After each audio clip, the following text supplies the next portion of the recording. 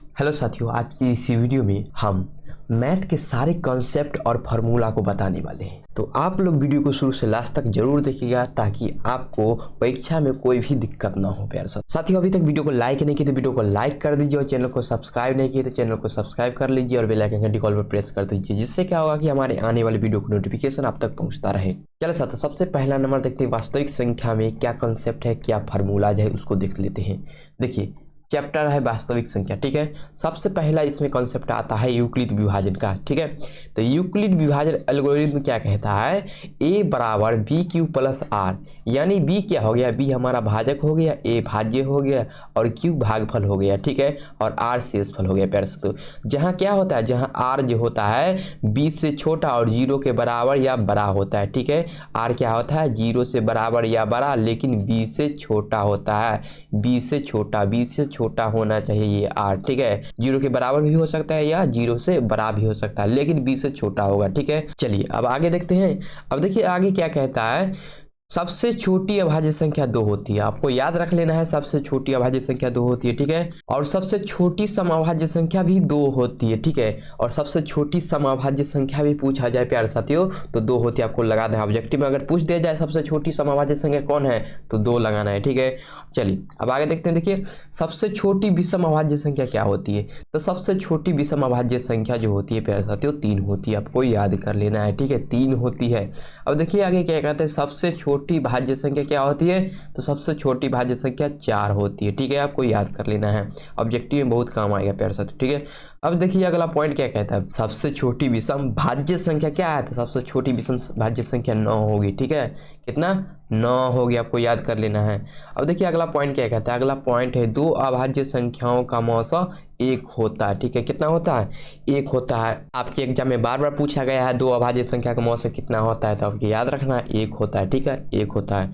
अब देखिए अगला पॉइंट आता है शांत। ठीक है, आप शांत किसको कहेंगे, पूछ दिया जाता है ना, कौन सा भिन्न शांत है या अशांत है, वही पॉइंट को देखते हैं। देखिए, शांत देखने के लिए हम क्या करेंगे, जिस भिन्न का हर के रूप, अतः जिस भिन्न के हर का रूप 2 के पावर n और 5 के पावर m के रूप का हो तो क्या होगा, वो शांत होगा। ठीक है, जैसे एग्जांपल के तौर पर देख लेते हैं 15/8। ठीक है, कहता है हर का रूप, किसका, हर का रूप। हर क्या होता है, हर होता है नीचे वाला, हर होता है नीचे वाला, तो नीचे वाला 8 है, तो 8 का गुणनखंड तोड़े तो क्या होगा, 2 गुने 2 गुने 2 यानी 2 के पावर 3।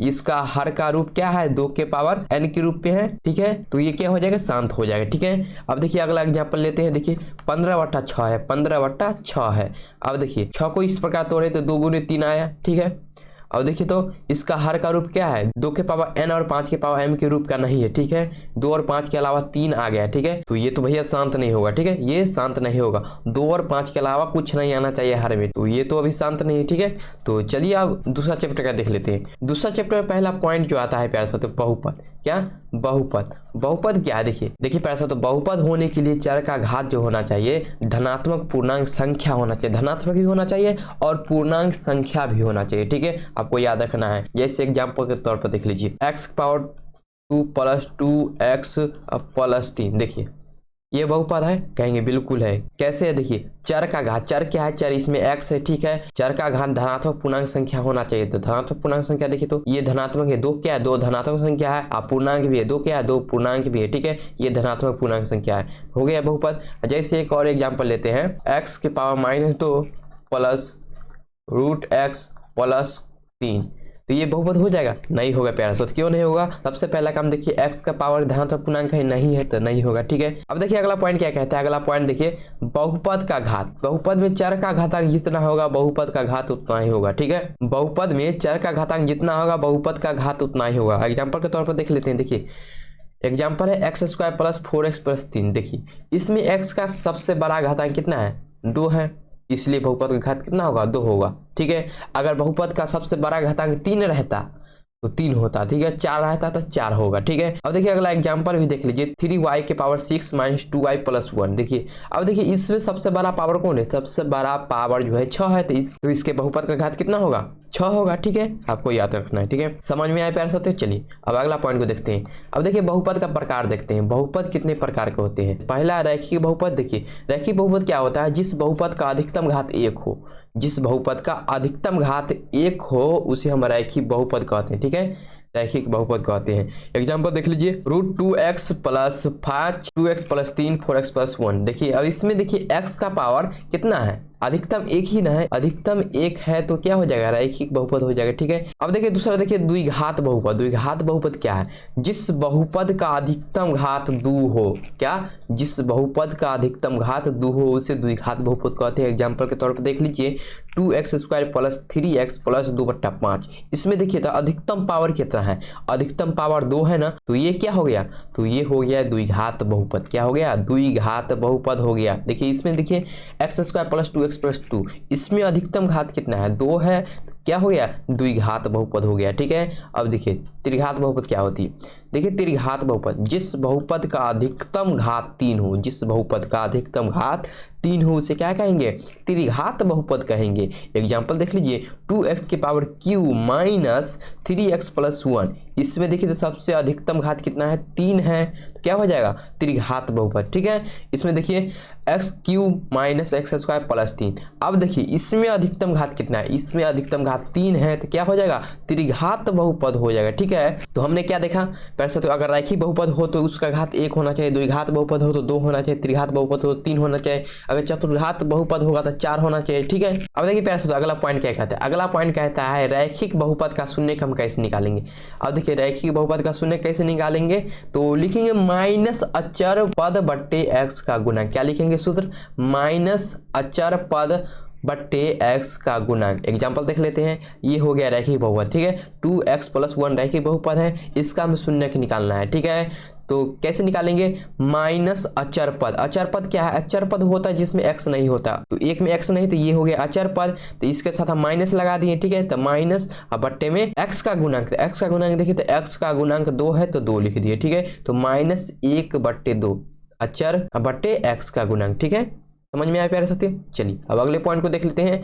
अब अगला पॉइंट देखिए द्विघात बहुपद। क्या, द्विघात बहुपद। तो सबसे पहले देखिए द्विघात बहुपद का व्यापक रूप क्या होता है, ax² + bx + c होता है। क्या होता है, ax² + bx + c होता है। ठीक है, अब देखिए जब अल्फा और बीटा इसके शून्यक हो तब क्या होता है, तब होता है k × x² - alpha + beta × x + alpha × beta. ये होता है द्विघात बहुपद का व्यापक रूप। जब शून्यक दिया रहेगा तब इस फार्मूला का अप्लाई करना है समीकरण निकालने के लिए। समझ में आया, जब शून्यक दिया जाएगा तब इस फार्मूला का अप्लाई करना है समीकरण निकालने में। ठीक है, आपको ध्यान रखना है। अब देखिए अगला पॉइंट को देख लेते हैं। अब अगला पॉइंट देखिए शून्यकों का योग वाला फार्मूला क्या होता है, शून्यकों का योग बराबर यानी अल्फा + बीटा वाला फार्मूला क्या होता है, -b/a, -b/a फार्मूला। तो ठीक है, b क्या होता है, b होता है x का गुणांक। प्यारे साथियों b क्या होता है, b होता है x का गुणांक। ठीक है, और a क्या होता है, a होता है प्यारे साथियों x² का गुणांक। आपको ध्यान रखना है। ठीक है, अब देखिए अगला पॉइंट देख लेते हैं। अब अगला पॉइंट कहता है शून्यकों का गुणनफल। क्या प्यारे साथियों, शून्यकों का गुणनफल। शून्यकों का गुणनफल अल्फा × बीटा। ठीक है, बराबर क्या सूत्र होता है, c/a। क्या होता है, c/a। c क्या होता है प्यारे साथियों, c होता है अचर पद। c क्या होता है, c होता है अचर पद, और a क्या होता है, a होता है x² का गुणांक। ठीक है, a क्या होता है, a होता है x² का गुणांक। अब आगे चलते हैं। देखिए अब अगला पॉइंट है त्रिघात बहुपद। क्या है, त्रिघात बहुपद। तो त्रिघात बहुपद का व्यापक रूप क्या होता है, ax³ + bx² + cx + d = 0। ठीक है, ये त्रिघात समीकरण का रूप होता है। अब देखिए अगर इसका शून्यक अल्फा बीटा गामा है तब शून्यकों का योग क्या होगा, तब शून्यकों का योग क्या होगा, अल्फा + बीटा + गामा बराबर क्या होगा, -b/a। आपको याद रखना है। ठीक है, और b क्या है, b है x² का गुणांक। देखिए b जो है x² का गुणांक है ना। अब देखिए a क्या है, a है x³ का गुणांक। a क्या है प्यारे साथियों, a क्या है, a है x³ का गुणांक। आपको ध्यान रखना है। ठीक है, a क्या है, x³ का गुणांक। अब देखिए प्यारे साथियों अगले पॉइंट को देखते हैं। अब अगला पॉइंट क्या लिखा है, दो शून्यकों को एक साथ लेकर उनके गुणनफलों का योग बराबर सूत्र सूत्र क्या होता है, दो शून्यों को एक साथ लेकर उनके गुणनफलों का योग क्या होता है, alpha beta plus beta gamma plus gamma alpha बराबर यानी सी बटे ए, शून्यकों का गुणनफल यानी alpha into beta into gamma बराबर क्या सूत्र होता है, माइनस डी बटे, क्या होता है माइनस डी बटे।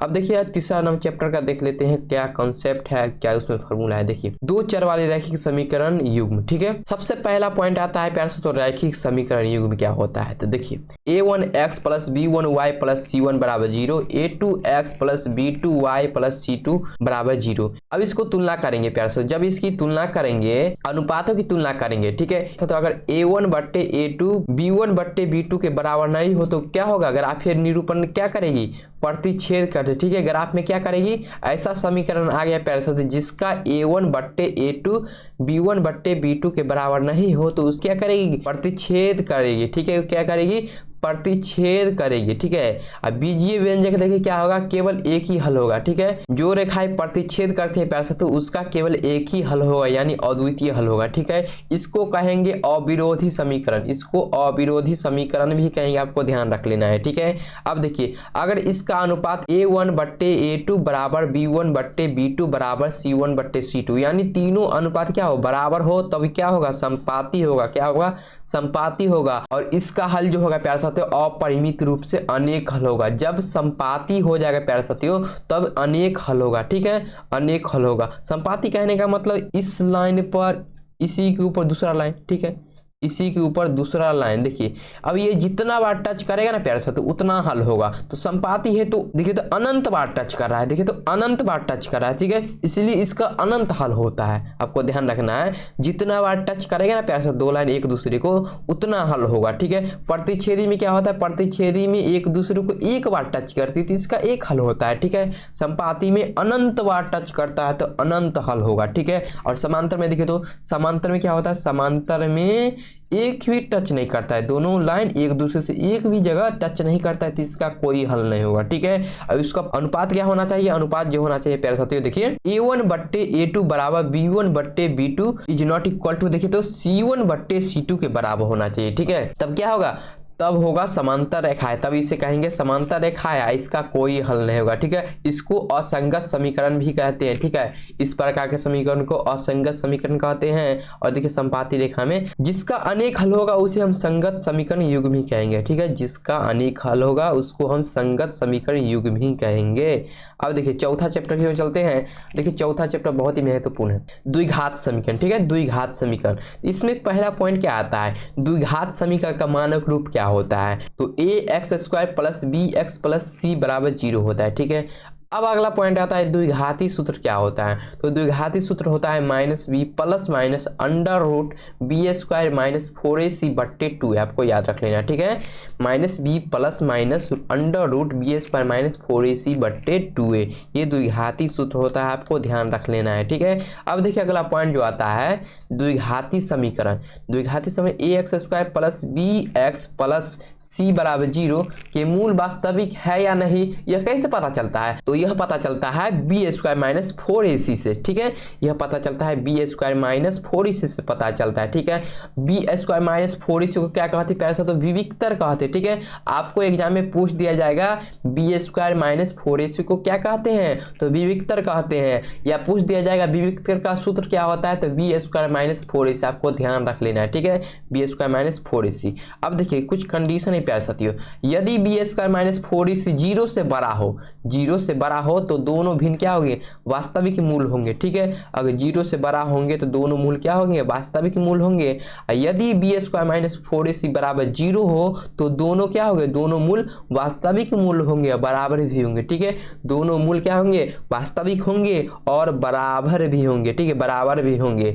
अगर प्यारे साथियों अगर b² माइनस 4ac 0 से छोटा आ गया, ठीक है, अगर b² माइनस 4ac निकालते हैं यानी विविक्तर निकालते हैं किसी समीकरण का, अगर 0 से छोटा छोटा आ गया तो क्या होगा, वास्तविक नहीं होगा, उसका मूल क्या होगा, वास्तविक नहीं होगा। जिस विविक्तकार का मान 0 से छोटा हो उसका वास्तविक मान नहीं होता है, वास्तविक मूल नहीं होता, आपको ध्यान रखना है। ठीक है, अब चलते हैं प्यारे साथियों 5वां नंबर चैप्टर की ओर। समांतर श्रेणी में क्या कंसेप्ट है, क्या फार्मूलाज है प्यारे साथियों, आइए समझते हैं। देखिए सबसे पहली बात आती है समांतर श्रेणी। जैसे देखिए नीचे समांतर श्रेणी दिया गया है 2 4 6 8 10। ठीक है, अब देखिए इसमें 2 क्या है, 2 को हम कहेंगे प्रथम पद। ठीक है, प्रथम पद कहेंगे जिसे A1 से डिनोट करते हैं। ठीक है, जैसे देख लेते A1 A2 A3 A4 A5 dot dot AN। अब प्यारे से देखिए लास्ट वाला पद क्या होता है, लास्ट वाला पद को हम अंतिम पद या AN भी कहते हैं, आपको ध्यान रखना है।